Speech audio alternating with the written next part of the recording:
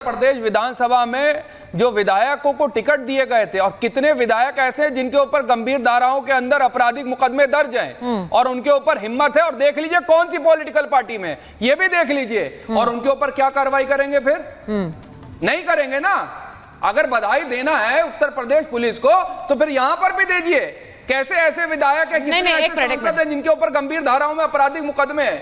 नहीं। कौन सी पार्टी में? जवाब साहब, कौन सी पार्टी की बात कर रहे हैं? कौन सी पार्टी? सबसे ज्यादा टिकट भाजपा ने दिए थे। भाजपा में ही है, भाजपा में ही है, सबसे ज्यादा भाजपा में ही है। सारी पार्टियों में है लेकिन अच्छा। सबसे ज्यादा भाजपा में। तो फिर ये एक मुहिम की तरह चलाइए ना जवाब साहब, नहीं फिर इसे एक मुहिम की तरह चलाइए। बिल्कुल चलाऊंगा। बीजेपी में भी है, समाजवादी पार्टी में भी है। हाँ तो अब ये बसपा में भी है। सबसे ज्यादा मैं कह रहा हूँ। नहीं, जब आप इसको एक पार्टी के खिलाफ इस्तेमाल करते हैं तो ऐसा लगता है उसी में। नहीं, सत्ता में ये है, दिक्कत इस बात की है। तो सत्ता में तो समाजवादी पार्टी भी रही है। जवाब नहीं मांगा जाएगा तो क्या विपक्ष से जवाब मांगा जाएगा? ठीक है, सत्ता इसीलिए ठीक है। टूइन जी बोला जा रहा है, टूइन जी बोलिए। आपसे जवाब मांगा जाए, टूइन जी बोलिए, फिर मैं अजीज खान। आप भाग रहे हैं सवालों से, भागेंगे सवालों से। डिबेट दूसरे डायरेक्शन में जा रही है। मैं इस वक्त एनकाउंटर पे बात करना चाह रही हूँ। पूरी दुनिया,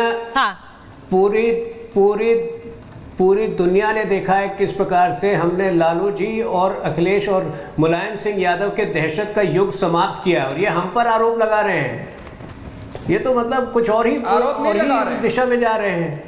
देखिए, हम जहां जहां बीजेपी की सरकार आई है वहां से आपने टूइन जी मेरी बात सुनिए। ओवैसी साहब ने जो बात कही है कि ये ठोक देंगे नीति है। नहीं, मैं खान के मुरीद इस बात को नहीं समझेंगे, आतिक अहमद के मुरीद इस बात को नहीं समझेंगे, लेकिन आप जानती है कि किस प्रकार से बीजेपी की सरकार जहां जहां आती है वहां से मुझे तो आज ये समझ किस बात की है, गोडसे के मुरीद समझेंगे। दुख किस बात की है कि पांचों गिरफ्तार हो गए, उस बात से ये दुखी हैं या पांचों जीवित हैं? ठीक है, मैं ओवैसी साहब के बयान पर आ रही हूँ। असदुद्दीन ओवैसी कह रहे हैं ठोक देंगे नीति है। डीजीपी सर जरा इस पर रिएक्ट कर दीजिए।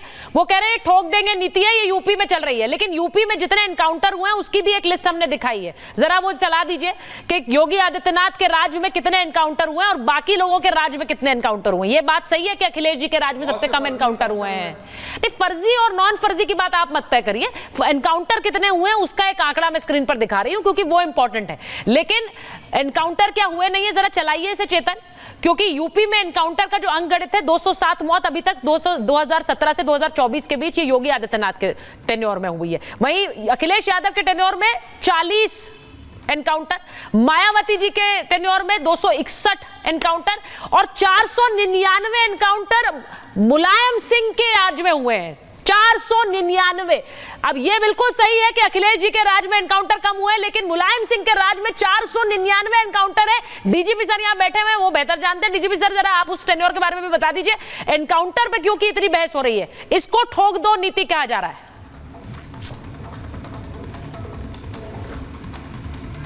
फिर आप सर अनम्यूट कर लीजिए। सुचरिता जी, ये कोरी बकवास है, पुलिस के उज्जवल दामन पे धब्बे डालने के लिए है। आपको अगर कोई शिकायत है कि ये फर्जी एनकाउंटर है तो शपथ पर डाल करके हमारी जांच क्यों नहीं करा देते?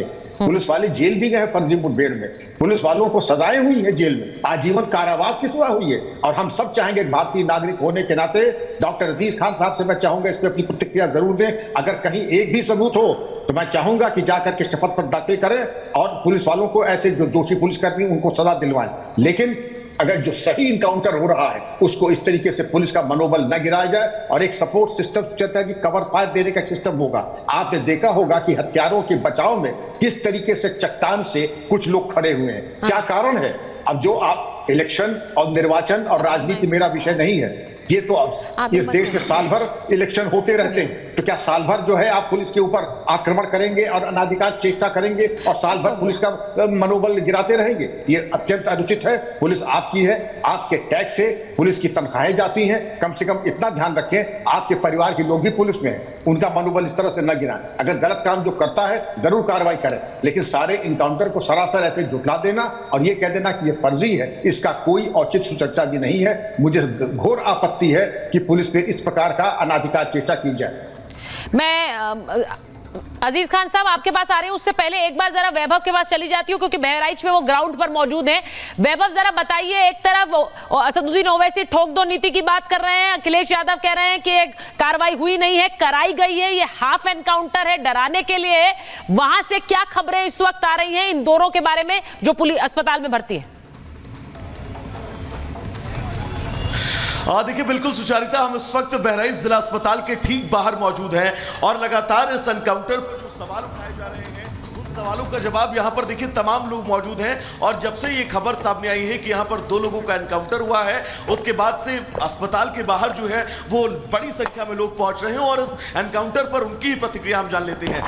इस कार्रवाई को कैसे देखते हैं आप, जो आज हुई है एनकाउंटर में मुठभेड़ में 2 लोग घायल हुए? नहीं, बहुत सही कार्यवाही है। इस तरीके के कुकृत्य करने वाले लोगों के खिलाफ इस तरीके की कार्यवाही करनी चाहिए और हमें हमारी न्यायपालिका पर पूरा भरोसा है। पकड़े गए आरोपियों पर बहुत ही उचित कार्यवाही की। क्या कहेंगे इस कार्रवाई को लेकर? सरकार और उत्तर प्रदेश पुलिस को बहुत बहुत बधाई। पुलिस की जो विश्वसनीयता है उसके उन्होंने कायम रखा है। एनकाउंटर करके एक अच्छा संदेश जो माहौल बिगाड़ने वालों के लिए था उनके लिए एक कुछ लोग इस एनकाउंटर पर सवाल उठा रहे हैं, उनको क्या संदेश देंगे आप? वो हमेशा सवाल उठाते हैं। सवाल ये है कि योगी जी से जो उम्मीद थी वो पूरी हुई।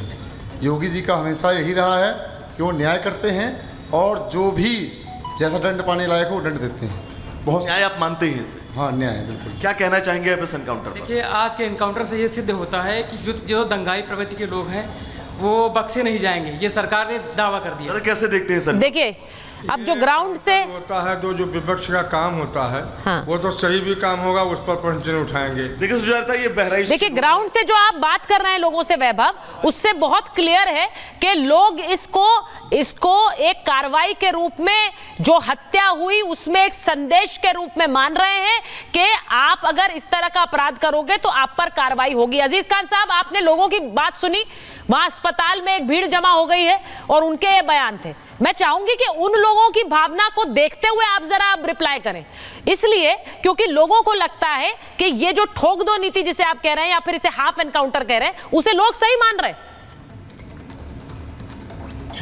देखिए सुचेता जी, यही तो मैं आपसे कह रहा हूं कि जो वहां की जनता है या देश की जनता है वो क्या चाह रही है।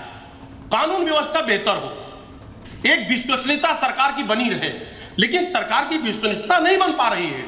सरकार इस तरीके के कार्य को करके कहीं ना कहीं एक माहौल बनाना चाहती है। और ये पहले भी हमारे नेता ने कहा और समाजवादी पार्टी लगातार आवाज उठाती रही है कि आज जो इस देश प्रदेश की सरकार है वो अपना इकबाल खो चुकी है। वो अधिकारियों पर उसका पूरी तरह से पकड़ नहीं है। अगर वाकई में ऐसा होता तो शायद जो परिस्थितियां आज पैदा हुई हैं, जो वहां नुकसान हुआ है, जो वहां जिस तरीके की हत्या हुई है, ये शायद ना होती।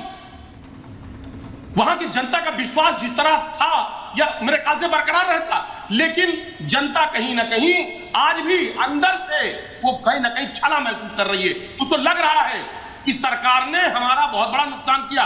वहां की जनता, आप देखिए ना, ये चंद लोग जो इस तरीके की बात को कह रहे हैं, यकीनन वो उनके अंदर से कहीं ना कहीं उनके अंदर दुख है। रामगोपाल मिश्रा को तो वापस नहीं लाया जा सकता ना? क्या लाया जा सकता है? आखिर उनकी हत्या हुई तो क्यों हुई, कैसे हुई, किन परिस्थितियों में हुई? सवाल इस बात का है।